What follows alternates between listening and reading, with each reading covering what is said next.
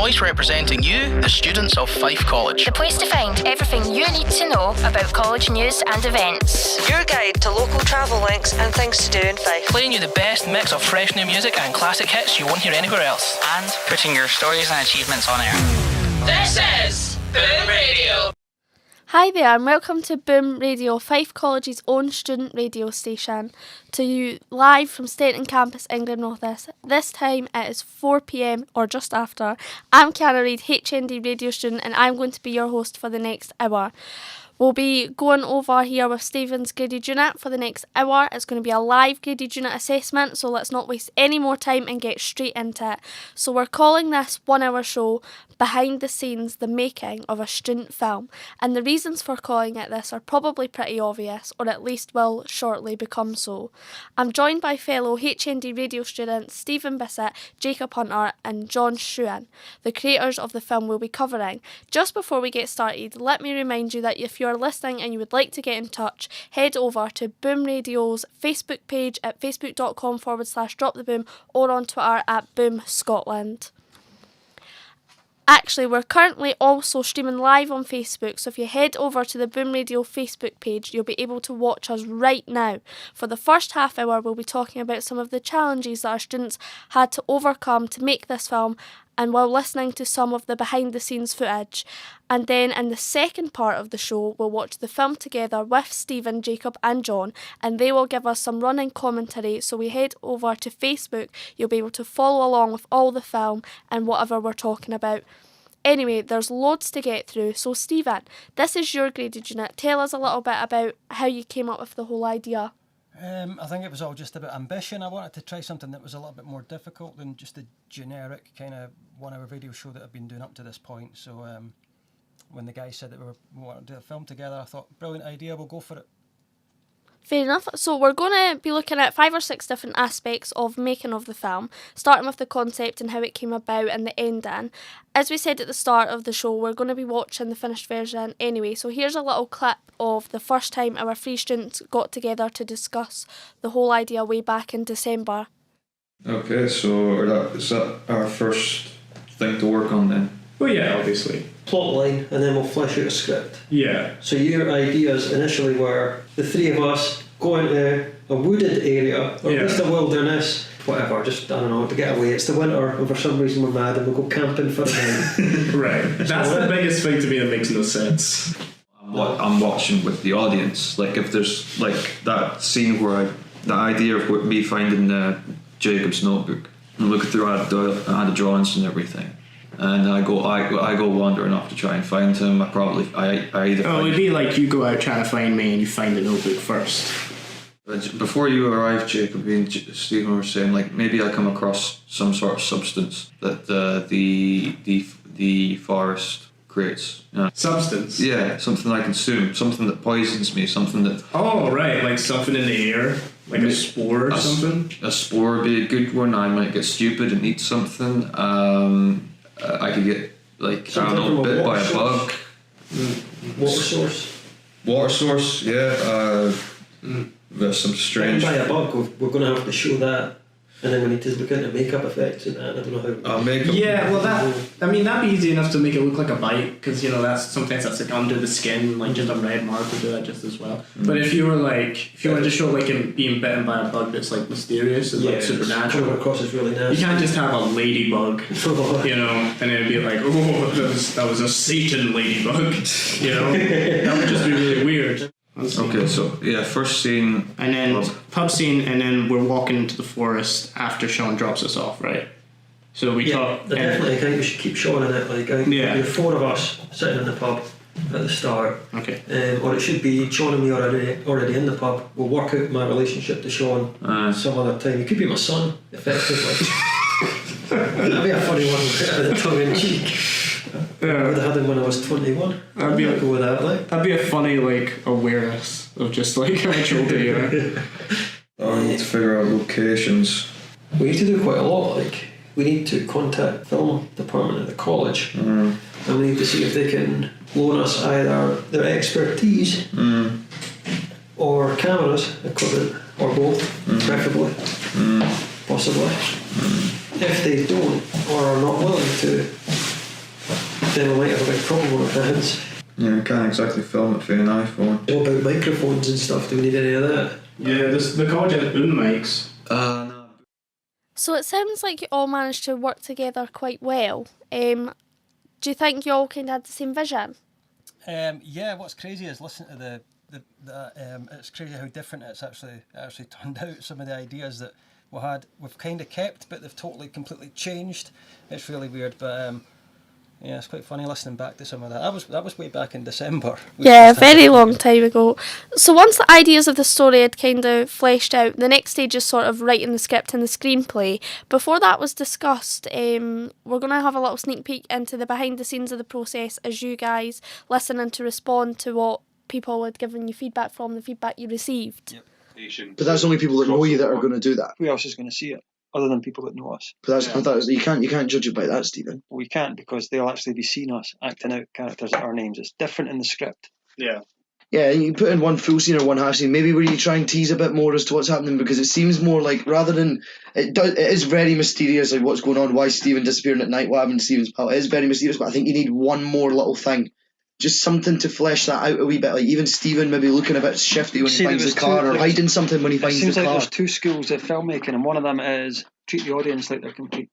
Are you treating the audience as though they're stupid, or are you treating them as though they should be able to work things out? Because if the audience is as stupid as you want to put across, then they're not going to pick up on the things that you haven't explicitly shown them anyway. But who's going to watch a student film?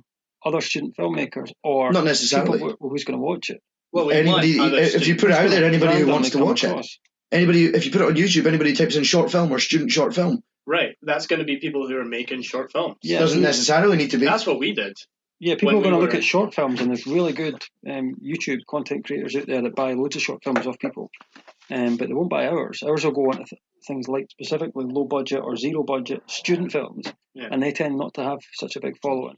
Something that makes you feel like, oh no, Jacob wouldn't say this, John would say this. This isn't something random, any random person would say. This is something this character would say. And you don't get a sense of that yet. Yeah, I feel like there might need just a little bit more to be added there. We've got some feedback, maybe, well, to me anyway, that maybe a little bit more character development has to go on. What do you think? Do you boys think that you've maybe run into a little bit of trouble because two of you have written it without as many sit-downs as we've had with other projects, with two, not completely dissimilar, but two separate visions on what this is going to go?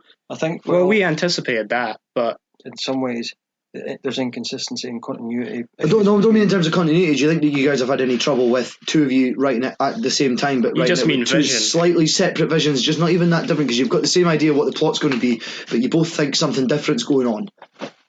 I know deep down in both of your heads you don't have the same... there are times where I read some scenes and I think that's not the way that I would have written that to be said. Yeah. And you'll get that too. Yeah, I think both of us have a mutual respect for each other's right in this case. So there's no argument there, because we both agree that we split up the scenes that we were going to write, and then we both looked at the scenes that each other wrote, and we pretty much okayed them and gone, yeah, I think that'll work. So that we don't feel like there's anything that doesn't work between each other's vision. And I think that it's important that we both have a different vision, because ultimately it's going to create something that's more unique. Not much is going to happen tomorrow, and Wednesday we're away at Sunderland. But Friday everybody's in class, and all of a sudden there's 2 days left and it's the end of week 4. So we'll get everybody together, because before we know it, it's going to be this time next week, and there's only 1 week until we start filming. So it seems like time was a constant concern. Did you have a schedule that you ran off of, or...? We did, yeah. We had a complete 14-week schedule that we were absolutely hell-bent on sticking to, and I think for the most part, for the first half anyway, until we started really running into problems, we stuck to it religiously, and that was a godsend, that schedule. It was just your standard Gantt chart, all our tasks, and yeah, Jacob and me, when we sat and did the script writing, we were very, very strict on that. I don't think we went a day over for maybe the first 5 or 6 weeks, certainly up until filming started. I think we were actually ahead. I think we went out on the Monday, and we weren't scheduled to start on the Thursday. So yeah, we got ahead, but that was the Gantt chart, brilliant. Definitely really sounds very organised. So it sounds like the scripting was made a bit more difficult by the fact that there was two of you writing it. Now that it's done, how do you think the film might have turned out if it had only been one of you that had written it? I don't think it would have. I think if it had just been me writing this myself, I don't think it would ever have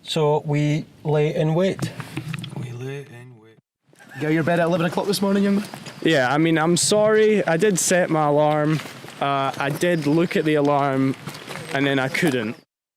So it's a bit wet, it's a bit muddy, we're going to have to be really careful carrying all this equipment. We've got boom mics and tripods. So yeah, you guys split the scenes, didn't you? Rather than have one overall director, you decided that you were going to share the scenes out evenly. Yeah, that's to stop creative differences, if you like. Yeah. So you're welcome in scene 5, the one we just shot, to offer suggestions, but ultimately it was my call. So this time it's Jacob's, and then scene 6, which we're also hoping to shoot today, it's the ultimate call is John's.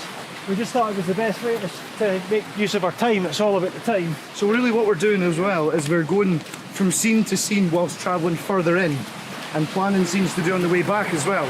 Yeah, and we're also doing the furthest away scenes now, so that our next time we come out to film, we don't have to come as far as this. Yeah. This next scene will be as far as we have to travel on foot in any of the scenes in any of the 2 major locations. Yeah, so the change in directors as well. Are we going to see one of your directed scenes today? Yeah, I'll be doing scene 6. But, Sweet. We'll be doing that at the end of the day. Right, I'm going to cut off this recording here because we're about to squeeze through some trees and over a fence. How's everybody feeling about today? Let's do it. Let's do it. I'm so excited, and you know, I've been feeling a bit down about it lately, but you know, every time I get in the car and we're on our way, I get excited. Down in general, or down about this? Just down about this, like, because it's. But the rest of your life's fine. Yeah, the rest of my life's fine. It's just this that something. It's just sometimes because this is tough, and I keep forgetting things and losing track of time. Week 5, day 4. Apparently the day that we set up tents. In Tentsmuir. In Tentsmuir. We'll have to try and make it out as if we've made a fire.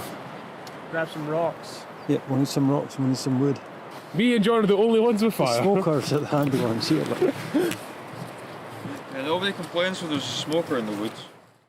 This is not your first shoot, is it? You've been on a couple, and we've been on a couple together. Yeah, we've done some of Craig's stuff, and we did the NC project at the end of the year. We did, yeah, and that was a fun one. Did it not take us like 2 days to film or something? It did. So that was, I suppose, that was a top-notch location we had at that point in time. Yeah, well, we had a lot of people, and it was very efficient. It wasn't like this. This is more guerrilla. Yeah, well, I mean, that's exactly how it's meant to be sometimes, especially with student projects. Do you not think? Yeah. I mean, it's odd because there is like 3 creative minds working on this, and so we did have to split up the scenes, and you know, as a result, it's made kind of like the vision of the film for me change a lot. Yeah, but it's because you've got 2 other visions coming into it. Yeah, and I'm trying to be respectful to that, and also like maintain the passion that I had in the original story that I had. And do you feel that passion has continued with today's shoot? You know, it's had its ups and downs, and I've been like, well, I just have to keep going, you know. You just got to just stick to the schedule. That's the thing you got to start somewhere, don't you? Yeah. I mean, it was all Steven's idea to make this into a film. It's just that original idea of how much can you do with just 3 characters, you know? Do you really think it matters the amount of characters you got, or do you think it's down to the writing, or down to the... Well, the reason I say that about the 3 characters is because it all came from this audio drama where it's 3 characters and they're stuck on a boat, right? So they don't move around like our characters do. And it's about like turning the environment into a tensious thing and turning that into the objective of trying to escape. But then I kind of wanted to expand that and go like, oh, okay, so the environment and the background, all of that is a character. So how much time can we spend on camera work making, you know, the background feel like a character as well? I mean, and as a result, it's like made. Yes, it's personifying the environment and your surroundings. Yeah, but like trying to hope that when an audience watches it, that they get the feeling that you know that you want to portray, that the background is a character so much as the actual people. Well, and it's tough because we're not actors, you know, but we're in it, and we're also writing it and producing it. That's how it starts. That's the toughest part of it, is getting it off the ground, isn't it? Yeah, it can just be a bit disheartening. You watch a shot back and you go like, ugh, it's me. So some interesting words there from Jacob. What do you think of what he said? Well, I hadn't listened to any of that interview. That was done in isolation, that interview with Fraser when we were out one day, and I'd never heard of this till I started looking through the audio to make this graded unit. And yeah, I get what he was saying, and it is disappointing to hear that other people would maybe lose passion for it because we had to sort of compromise. But I definitely understand that, and maybe I thought last night, I was thinking maybe I took on, because I know what I can be like, maybe I took on too much and I kind of took more than my third, and tried to make this my own. I tried not to do that, but maybe it did come across a little bit that way. I hope not. I hope we all feel like we had an equal share in the filming process. But I thought it was great fun out there in the woods, in the forest, looking for places to film, and it was a banter. Yeah, so from what we've been hearing, it sounds as though there was a lot of planning that went into each of the filming days. Was this the case? How hard was it for you to stick to that, the Gantt chart, the schedule you'd created? Like I said, it was easy from the script writing. We were quite diligent about it. But when it got to filming, all of a sudden we were relying on getting equipment out, which wasn't always easy. Jamie was supposed to come out, and then he had long-term sick. He was off college for a couple of months. He was supposed to be a film guy, and then so Sean came out and he helped us. We got equipment from the college, and then there was one day I couldn't make it. There was one day John couldn't make it. So it was difficult, but we reacted well. We rescheduled, we restructured things, and we got the job done. You got the ball rolling still. So finally, there is an editing process, and sitting down with all the recorded audio and all of the video clips, placing them all together to try and make something watchable. Light 1, you bring down that, and it's got spotlight. You change that to Omni. Right, okay. And then it does that, but it's still not done yet, because look, every time it transitions, there is a glitch. See, it's just a wee glitch. Yeah, you can see it right? for like a millisecond. It's because I've not trimmed it exactly on the millisecond that it goes to me, so it's actually starting to put the light for a fraction of a second on you. Yeah. Yeah, I saw it. So where were you last night? Just to try and overdub. So you have most of your stuff, Sean, sounds alright. Pretty decent. So we've made a decent impact. It's just this line here. What is the line again? It's something along the lines of, it's supposed to get below freezing tonight, but stay at least dry. it'll stay dry, yeah, something along those lines. Yeah. 3, 2, 1, go. It's supposed to reach below freezing tonight, but should stay dry. Right, then I will take it off, take that off, and we'll put them both together. I'm going to move it along a little bit, and we shall play it and see what it sounds like. It's supposed to reach freezing tonight, but should stay dry. Oh, we'll be camping out in the forest. I'll be fine. Jacob redoing his line. What's been done to my stuff? What's been done to my stuff? Keep going, sound a bit more perplexed. Look, what's been done to my stuff? Look what's been done to my stuff. Look what's been done to all my stuff. Yep. I think that third one's it. Yeah, I think the third one's it too. Today of week 8 be noted down as the day that I bailed on everybody to go to Florida. Yeah. Because this is kind of like morphed into something that's really different from what I first imagined. It's going to be interesting to see what people actually draw from it, if anything, Well, what was it you were saying earlier? You want people to read in and find things that aren't there. Yeah, I just want people to be able to read in and see something, I want them to get some kind of emotional response, at least. It's like It was a windy day. And it's raining as well for like 10 minutes while we filmed this. Although we know there's supposed to be a story there, it doesn't really feel like, to me, like it's popping out, like it's starting to feel like when we first wrote it. How has it changed, do you think, since we first wrote it? Like, how have you, the way that you view, in terms of your vision? I thought it would be a bit more complex. It's actually kind of simple to follow. You're still engaged. You still want to know what's happening next. One thing I think is that we'll all probably notice is that we'll approach this multiple viewings further down the line differently than other people. And other people might watch it and they might give you disappointing feedback because they're not really invested in it. I don't think we'll be able to analyse it maybe until we've seen it multiple viewings a few months down the line. So when it comes to editing, it's not just a case of putting scenes together. You had to overdub some of the lines, build scenes up from batches of shots that you had, select which shots you were going to use, make titles, add credits. Quite a lot of work. An awful lot of work. That was the part where my hair's receded back a little bit in that time. Yeah, that was the longest, the most amount of work compressed at the shortest time. Fair enough, filming was maybe about 5 weeks as well, but we were only out for maybe 2 days a week. This last sort of 5 or 6 days I have been on Premiere Pro and Adobe Audition for like almost since I've gotten up. I've had 3 days off work over the last, like, since we finished filming, which was only actually last Thursday we finished filming, with 1 or 2 scenes still to do. Yeah, it's been nasty, and I'm due my partner an apology, which she'll get. Yeah, but it's been done, and we're going to watch it pretty soon. But the editing process was a real wake up call. I learned an awful lot about the equipment that we use. I have a new respect for filmmakers.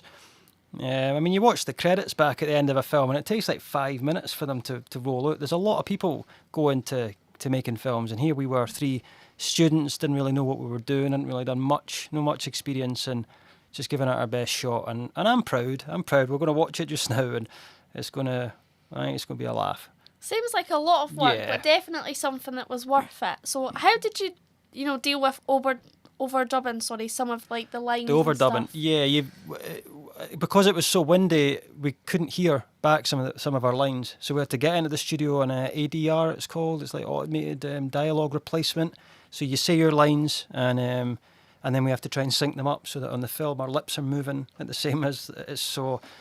A very difficult process. Tough going, yeah, a real pain. But we did it, and it's not perfect. When we watch it here, the sound will be it'll be almost mute. But we'll put a link on Facebook or whatever, so you can go and actually watch the film and hear it with all its audio flaws. I'm not the sound producer I thought I was. Well, I'm definitely very excited to see it. So we'll just get to the point in the show where we're going to sit down and watch the film. Yeah. So it lasts around about half an hour, so it'll probably take us right to the end of the programme. And now we're going to be joined by John and Jacob, the other co-writers and actors that star in the film. And here they are right here. Will we share this mic? Yeah. Might as well. So now that we've got a full house, and Jacob and John, neither of you guys have seen the film yet. Me either. Just to tell everybody that. So what are your expectations, and what are we hoping to see after all the work that you've put in? Well, you first. Thank you.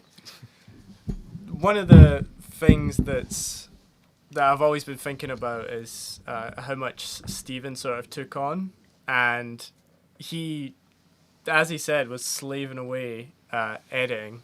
Is this okay? You getting decent sound? Yeah, no, you're good.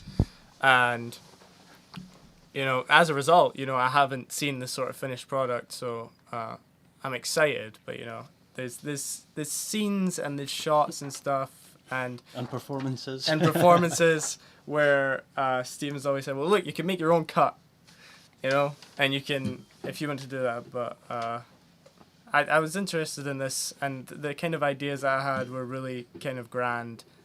And what it is now, honestly, I'm proud of it. And hearing back all that stuff, like it made me kind of emotional. It's been a journey. Yeah, it's been a total journey. We started this in December. Yeah. And we actually had the first idea around about this time last year when I was doing my last year's graded unit. Yeah. So it's been almost a year in the making when you think about it. Yeah. What about you, John? I missed that scene. we tried that scene 8 times. Yeah, was it that many times? Oh, it's been a bit of a struggle here and there, especially trying to find days to film, and trying to get everyone coordinated and organised. But we managed to get it done, and I'm quite pleased. I'm quite pleased with that, and I'm looking forward to seeing the. This is the last picture actually before the film starts. So get over to Facebook Live if you're not on there already, and you can watch Scarred Forest. Yeah. Which will be coming on in about 10 seconds or so. I guess one of my first questions then that I want to ask you about the film is, you did choose to use your own names on screen for your characters. Why was it you chose to do that, and do you think it maybe changed anything from like the final bit of the film? I think it was easier. it would have been easier to try and play ourselves rather than try and fabricate some characters out of nothing and try and play that character.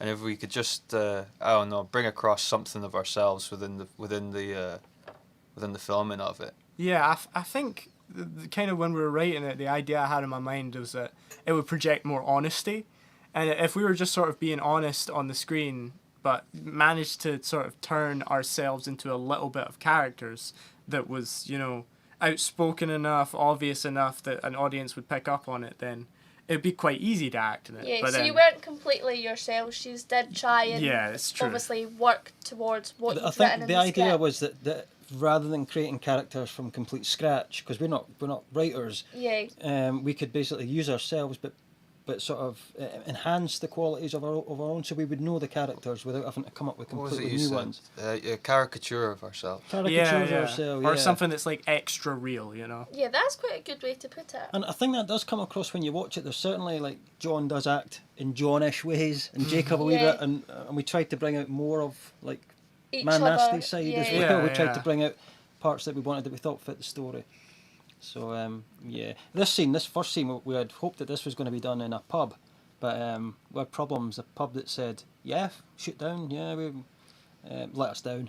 So this first scene was shot at the St Ninian's charity shop and community cafe at the Glenwood Which Stephen Centre, used to work at. which I used to volunteer, and so they let us at very, very short notice, like next day, can we do this tomorrow morning kind of thing. So we picked up Jamie and we went down and we filmed this first scene, and this is one of my least favourite scenes because I think it's one that looks most student filmy. Yeah. So if somebody's watching it and they might think, right, well, nah, I can't be bothered with this. But I think that over the next scenes, it gets better and better and better and better. And it's Well, I mean, I've seen small clips Have you? of it from like when you've been editing it Yeah. in class. So I have seen it does look quite good quality, obviously, film anyway because it's filmed on a camera, Yep. a very high quality camera.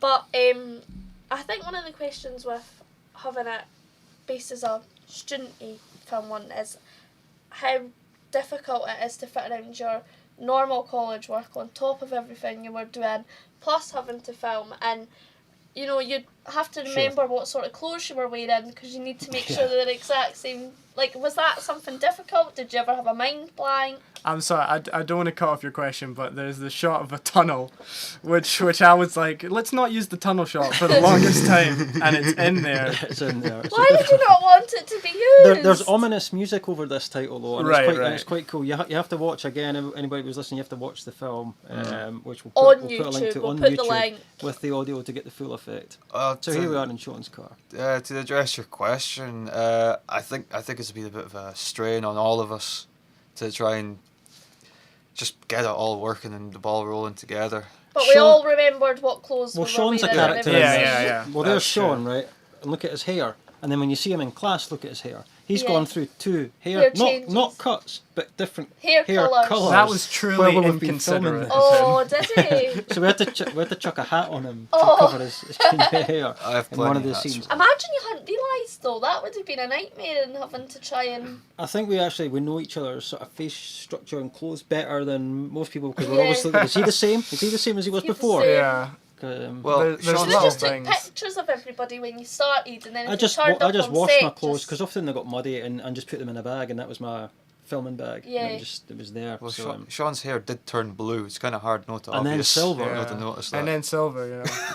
I had everything, all my costume hanging from my wardrobe from the first day we went out and filmed. So I always knew where it was, and I would be like, all right, I'll put on my super suit and get out of there. It's like, let's go out and film. Yeah, let's get this over with. So obviously it is quite a long film. It did take a long time for you to write, obviously, and come up with the idea. How closely does all like the script fit with actually what you done here? Like, did you learn your lines? Was there a bit of improvisation? Did you change anything while you were actually out filming to make it sound better for your circumstance or the area that you were in? The lines definitely changed, but I think a lot of the intent behind the lines still stayed. Like, the sort of intent of the story and the way the characters were kind of supposed to arc is still a lot of the same thing. Because we were playing out the stories ourselves and trying to kind of bring out the obvious characters in ourselves. Then all just kind of melded together so that there's a bit more of a natural flow. Yeah. With how the story was playing out. But it made it difficult because of that little ad libs that we did to actually dub it over later as well. Because there was points where we were just going like, what did he say? Like we couldn't see how he said because there was so much wind in the shot. But that actually doesn't work in a way. It's one of the things that I really don't like about scene 5, which was one of my favourite scenes. In that sometimes when I speak, it sounds like I'm in a studio when I speak. Yeah. We've got to find a balance somehow of sounding like you're outdoors, but making it clear. It's fascinating because I didn't realise just how much you change the emphasis of your voice when you're in a studio. Yeah. Because when we were outside, the actual harshness of the environment, not saying that it was like Siberia, but the harshness of the environment made you act more. Like it kind of forced you to act more. Yeah. And then when you get in the studio, you don't feel that pressure, so it doesn't come out in your performance. Your performance is like this bit loses we're watching something. here. This is us walking through. You have no idea how marshy that is there. I mean, I come out with 3 pairs of shoes when we were filming this. Yeah, I mean, it looks just like a normal... It looks just like a normal, nice green pasture, but it's really marshy and really muddy, and we just could not get Jacob to be happy with it. And he was like, no, I've got to go back and do it. Let's do it again. And then How many times did you reshoot that scene, do you think? Was that the one we did 8 times? Was that the one you done 8 times? Yeah, and when you see it, they're walking towards the camera, and you've got Fraser who's backing up through this mud. Yeah. And you've got me with a boom who's backing up through this mud, and we just couldn't. You don't have the equipment like the Hollywood films that you're on like a rail and you get pulled. Oh yeah, back. we couldn't control our environment a lot of the time, so we had to wait on circumstances presenting themselves to us. It was quite good. This is a good location. That's a really good shot. I think that should be the thumbnail for the video. Yeah, definitely. It does with the whole concept of the film that I'd got in from obviously reading your script and whatever. It does seem like it fits in very well with the idea and the concept of just John standing in amongst like the trees. Yeah. This is never really explained what's going on here. We do discuss it in later scenes, but John thinks that he sees something in the woods and has a look, and it kind of takes over him a little bit, and he's not really sure, and then we continue on, and then it goes back to character, and Jacob's like really all for character. It's not so much story. With him, our story's important, but I think it's always coming back to the character. Is this character good enough? Is he strong enough? And I'm always thinking, is the story clear enough? Is the story strong enough? So that was kind of a difference. It wasn't a tug of war, and it's not something that we've really challenged each other on. But I think you were very, very character driven. It was all about getting really good, strong characters. Yeah. And when you talk about films, you always talk about that. Whereas I'm always thinking, the story is really more important, and it's made me kind of look differently at the way that characters are built. Like what you're saying in any sort of film, you either have ones where you remember the characters more than the storyline. But then you get other films where you remember the storyline more than the sort of and is that a sign that maybe the film's not been that good, that you remember the characters, or are the characters really strong? And I don't know. I think a film definitely benefits more if the character can stick in your mind, because if you make a strong enough character, it can be in any situation and it will work. If you make a strong enough team of characters, someone that has good chemistry with another character, then the audience will eat that up. They'll go, oh, this character feels like, I feel like I know them, and I feel like whatever situation they're in, it's going to be interesting, right? Yeah. And so, but I understand as well the importance of a good structure in a story. Like a tight story can really make a film totally rewatchable. Like you'll go to your kids and you'll go like, if you want to feel like a good story that has a great payoff and really feels like it's progressed, then that's an amazing film. And what do you think ours has? Do you think ours has a better story, or the characters better? I'm not saying either are great, but what do you think stands out more? I think both are a bit equal here. I think the characters stand out more in the film. Yeah, the story in my mind isn't so clear once you're rewatching everything, because there is plot holes that are kind of noticeable, but I think that's just because we were creating it, and we can see the plot holes, and they're very explicit. Well, there is kind of a fatigue when you're making something, and you go like, well, like it's much harder for me as someone who's making it and writing it to pay attention to all the minute details. That's why you need somebody else. Like it's like Stephen was saying, like this wouldn't have got made if it was just me. If I just started it, if it was all born from me, it wouldn't have taken, place, because I wouldn't have Stephen to constantly go back to and be like, does this make sense? Does this sound right? And not even just that, but we were talking about it earlier, right? It's like, it was almost like it had to be the three of us, because because John had a bit of time off, and Jacob and we were sitting writing it, and we're thinking, what we're going to do if John doesn't come back, or he takes much longer off it, or he can't do it. And we thought, it might not survive. The way it's been written is for the three of us. We couldn't see us getting somebody else in from the class to fill his shoes. It just wouldn't have been the same. I think we would have ditched the idea, and we'd have done something different. Definitely. So it's kind of relied on all of us. So maybe off screen, we're interested enough as characters. Well, that's actually what I was just going to lead on to. Do you think the fact that you all know each other quite well, that means that you do have quite good solid characters that worked well together on screen, and the fact that it was the three of you that came up with the idea and decided to go through, what it was exactly going to be about, the writing process, and deciding to take director roles for different scenes? Do you think that really helped with the overall outcome of your project, rather than if it had just been one of you and you had to outsource, other people to come in and act for it, or if it was, say, just one of you that decided to do the film and then it was two completely different side characters? So do you think it helped that you all worked together on it, or Definitely. There might have been some challenges with that as well? There were challenges, I had my spell where I couldn't be able to do it. I had to pull out commitments at some points because of personal reasons and whatnot, but I still wanted to help out because I wasn't there when the idea was first thought up. Stephen and Jacob came to me about it. I thought, yeah, sure, I'll help out with that, no problem. And but there's been difficulties for all of us along the way, but we've always been outsourcing each other. Just like, you alright? You able to come and do this? If no, then we can rearrange things and try and make things work best for all of us. There's been a constant kind of trying to keep each other standing up, as it were. Yeah, I think so. And because we're good friends. Yeah. Yeah, but interestingly, I don't think that we knew each other. I think it's this process that's got me to know, especially Jacob. I didn't see Jacob that an awful lot until that one day last year. I'd spoken to you much the whole of last year. Yeah. Really, we sat at the other side of the college. We went to lunch with different people in the class. Yeah, I was already quite chatty with John. Yeah, you and John had a thing going, and I sort of spoke to John as well, but he wasn't in my group, and we had different groups. But now it's amazing as things go on. You work with different people, and other people are better suited at certain projects, and we pulled through. And there's been other projects I've done with other people in the class, and they've stalled right at the start, or they've gotten a couple of months in, and they've just collapsed. So maybe the fact that this was for a graded unit meant that we'd committed. Now we've put time and effort into it. It's our idea. We have to we're stuck with it. We've done the pre-production paperwork.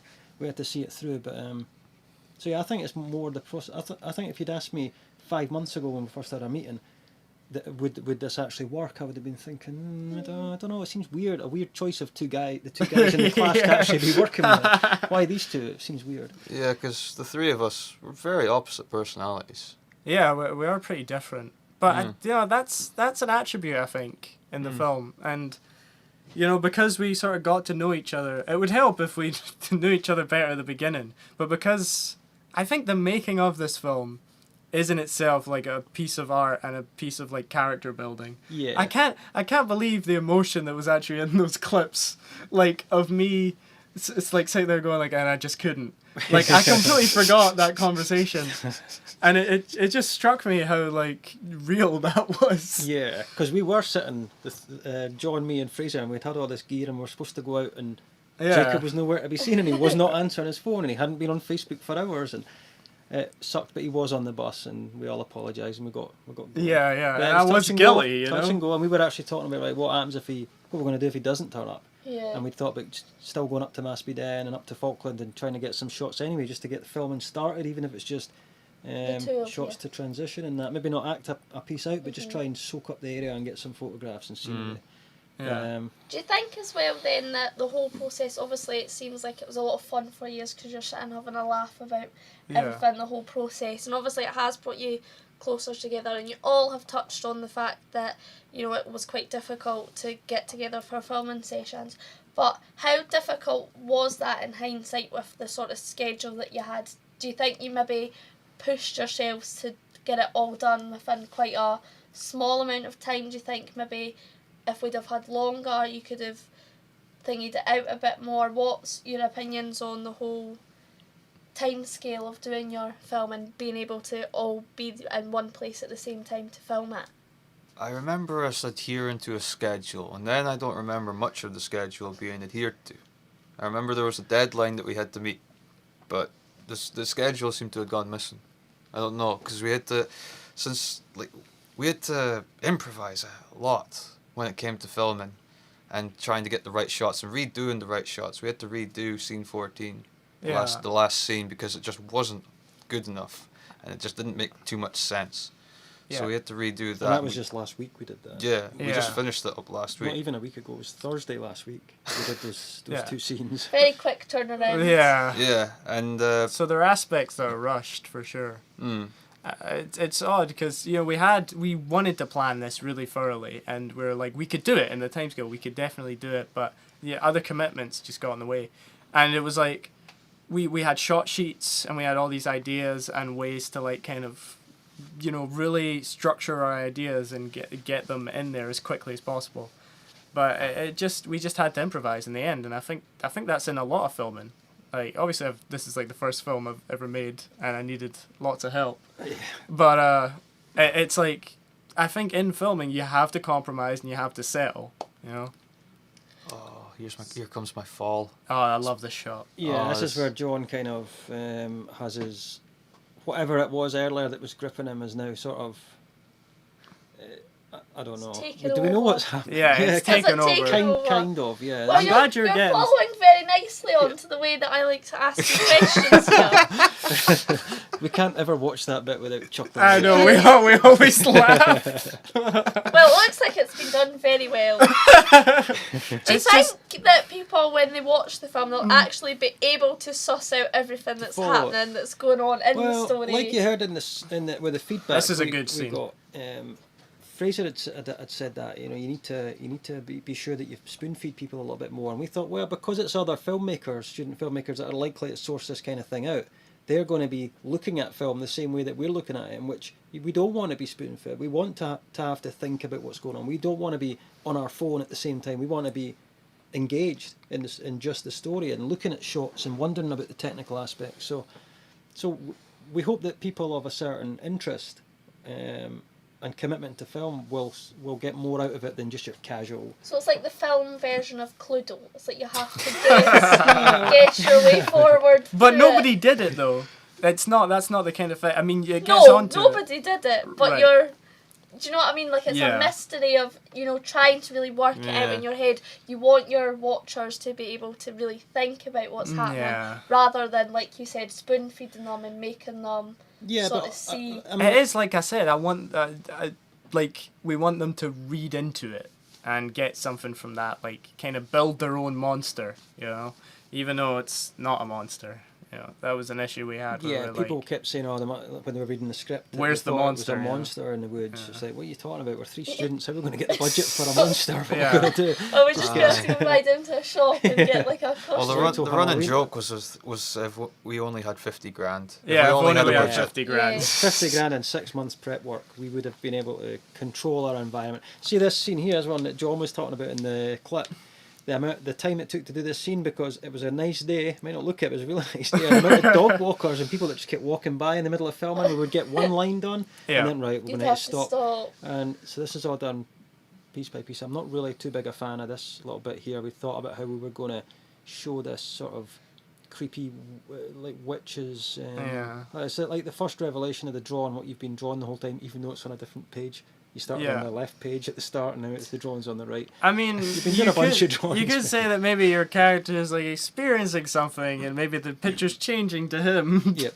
Just fits. Yeah. And then we go to Jamie, which is kind of, he's like a leading role in this film as well, or the idea of what happened.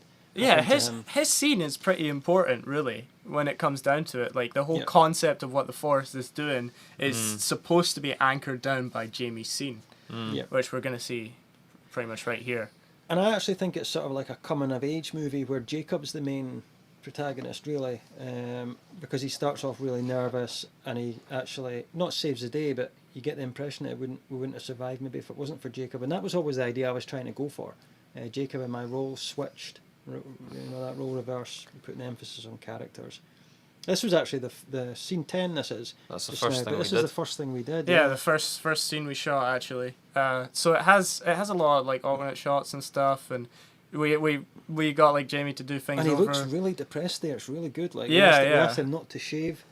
Yeah, we asked For him. a while. Look really depressed. Jamie, with the hair just in a mess. And Keep your beard, Yeah, please. keep Just your come beard. round and be just as dirty as possible. Very much like. Well, I think I'll go round just individually and just ask, for you, what was the hardest part of this whole process? Was it the filming, coming up with the idea? You know, what did you find really challenging about making, you know, this film? For me, it was deciding on the shots. I've no filming experience whatsoever. I had no ideas about filming at all, and just no ideas. I was okay. What do I do now? All right. So I was just thinking back to other things that I had seen, and how the scene would progress, and I was just like, okay, maybe that'll look good there. Maybe that looks good there. So on and so forth. That shooting it. For when the scenes I was in charge in, that would be the most difficult part for me personally. But the rest of it, it was all hard. It was such a trial, such a trial. What do But you no, think? it was good fun. What do you think, Stephen? For me, undoubtedly the editing. Yeah, I had a it was feeling you'd really- say that. You're a champ, man. We would Absolute champ. We would come back, Yeah. right? We would come back from shoots, and we would look at all the shots that we had for our scenes, and sometimes there was no way out of a scene. There was no shot that acted as a decent transition, and we got that well. A lot of scenes where you're actually wondering, what can we use here? We can build up a scene 3/4 of the way, and then we don't like the final shot because we're always in a rush, and it's getting late and it's getting dark, and sometimes there was one shot I remember driving out to Falkland, walking through Maspy Den myself to get one shot of when John looks in the woods. We needed that shot. I went out myself to get that. The other day, Sunday, just 3 days ago, I went out with the camera and the tripod and put it into the passenger seat and strapped it and belted it round to hold it steady because the initial shots that we had of us, sort of me walking to the pub at the start, we wanted to replace with us driving. It was cooler and it works better now that I've seen it. And so all that, just trying to look at what we thought was the finished version and finding out that it's not finished at all. We need more. We need more shots. We need to go out somehow and get extra shots. So I had to go and borrow all the equipment off of Owen again and bring it back in tomorrow. That's it done. Jacob? For me, the toughest part, I edited the first scene, Stephen's least favourite scene, and I also, I helped write it, and I did some directing for filming, and, those things I'm really proud of, but the hardest part for me was just acting. So We gathered difficult. that. It was so difficult to watch what I had done, this character in my mind that I built for myself, and then just watch me butcher it. And so it was tough to kind of look back at it. And I'd really enjoyed acting when I was in high school, and I thought maybe I had something, maybe there was some latent talent I could draw from, but I was extremely rusty. And I figured the hardest part for you would have been carrying me because you look like you're struggling in some of those scenes. Yeah, well, you're a heavy just boy. Be your own toughest critic. That might just be what it is. You're probably I think being there's hard on one scene that yourself. haunts you, but I think some of the rest of it's okay. Some of the rest of your acting's fine. That one scene I know you're embarrassed about. Yeah. And I don't think even that's that bad. But I mean, Right. this is okay. And our last scene is I think it's quite good. Really, yeah. Yeah, and I think John, considering it was improv, I mean, we only have 2 scenes to go. This is us getting to the meeting point. Sean's picking us up, and this is the meat and potatoes of the film. There's no Sean. Sean's not there, but in the distance, Ooh, he's there's calm. cars there. So I've left it. Oh, look at that. Yeah. So what on earth's happening here? So this is actually when we had to find the spot for this scene again, because we had to redo the scene, because we just didn't get enough angles of shots for it to be sort of paced right. So, because watching it would be too boring, you would kind of see what was happening, and what we said didn't really make sense. Yeah. And so the conclusion changed totally when we went and filmed it, how many days ago? just Thursday, 6 Just days ago. Just Thursday. And we had So no you idea literally what changed the end we of changed it, the like ending, Yeah, like that. We had. And we to. didn't go with any script or anything. We just thought we drove there and Improvise. thought what we were going to do. And I mean, how long did it take us to find a suitable spot? It took us a long time because We went all the way to Dunfermline. And I was like, the Glen. We can use the Glen. Plenty of forested areas and stuff like that. But we couldn't get the car into a spot where it was dark enough. You know, there was too many street lights, and it ended up being much less forested than I anticipated. So I was like, all right, Stephen, let's just go back to Glenrothes. And there was a myriad of better places to go. And so we parked like right next to this little wooded area in a car park, and it was all right. Yeah, it worked. So, but this scene is at the forest. Yeah, that That's shot is at Tentsmere, and then the rest of these shots, which are incredibly dark, you don't have any clue how dark. I mean, it was pitch black, like, and we Yeah. actually all these shots. Whoever's filming at the time has a mobile phone held as the light. We couldn't put the car light on, or it just looks like the car light's on. Yeah, it looks we like had the to sort car's of give still running. Some sort of light. Well, I mean, props to all of you for filming in the dark in a pitch black Yeah. wood, At because 11 I o'clock at would night. not be there. That is for a fact. This is just at the town park in Glenrothes. It was the best spot. There was nobody about. There was the odd smoker. Yeah, the there young was the ones odd, came up in a car for the the odd odd little drifter. midnight smoke. Yeah. Yeah. Because when we started filming, it was back in March, so it was getting darker around about the back of 6. But now Yeah. it's not getting dark till the No. back of 9. So we're having to sort of. We'd hoped to maybe go into Jamie's garage. He said come into the garage and we can try and find light in there. Yeah. But your camera picks up everything. It doesn't just pick up our faces. It's looking out and it's seen the concrete that makes up the inside of the garage. We're not in a forest. We're in a garage. We're going to have to wait Unless till you had a tonight. green screen behind you that you could just hang in So pitch we black. came in you'd here and be- we did a bit of editing, and then we just waited. We waited it out, and we waited until it got dark, and we went out and did it at night. It was kind of last chance saloon by that time. but it turned out well. Yep. So all this is pretty much improvised. This is all just made up on the spot. And Well, it looks very good. Ah, you I can mean, s- especially so if it's just a camera on a phone. so there's no Sean. He's disappeared, but the door's open, so we're sitting in the car waiting to see what's happened here. John's deciding he needs to go back into the forest. This thing, maybe whatever's happened, is calling him back into the forest. Yeah, and so he's actually threatening Jacob here. Get out my road, or I'm going to floor you. Yeah. So So there's some influence that's still on John here, even though he's kind of woken up, right? So But that's not due off of any real life beef. No. no, You're there's no beef. getting annoyed. There's no beef between me and John. I was tired. He so, was so tired. it was tired, so it it's was true. very So that natural. helped with Yes. the improvisation process. He had a well of emotion he could draw from, based on the fact that it was 11 o'clock at night.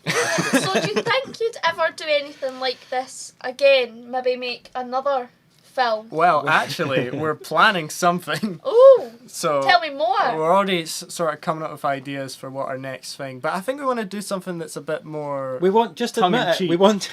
we want to integrate slasher films with psychological horror. So it's a psychological slasher. We're defining a genre. We're defining genres now. Are you?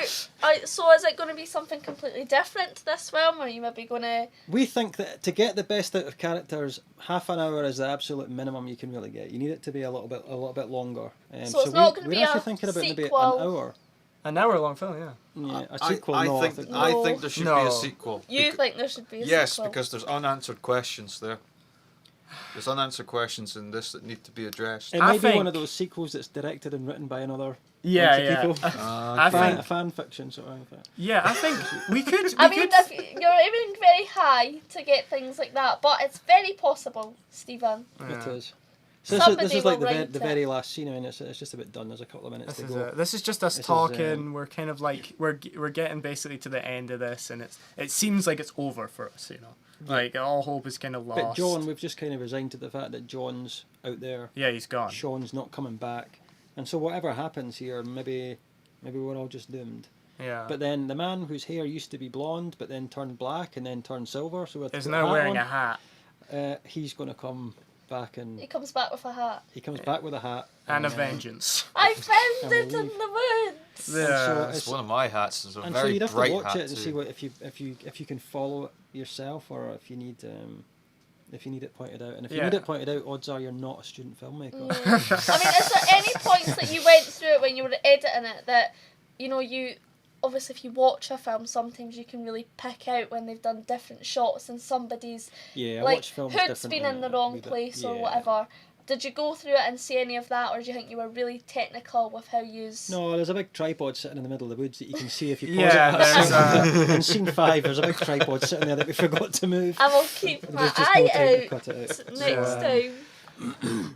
So the credits are rolling. Yeah, well, we did it. Well, that looked thoroughly enjoyable. I've had a High very five. good time speaking to you. So, Stephen, Jacob, and John, thank That was you very corny. much for your time. I You're have welcome. really enjoyed speaking to you, watching your Likewise. film, listening to what you have to say. So, if anybody watching or listening has anything that they want to say, get in touch with us on Boom Radio on our Facebook page or any of our other social media platforms. I've been Kiana Reid. The time is now sometime after 5. And up next we have DJ Automation to take us through the night with a mix of old and new music. So see you next time. See, that is a... Alright, bye.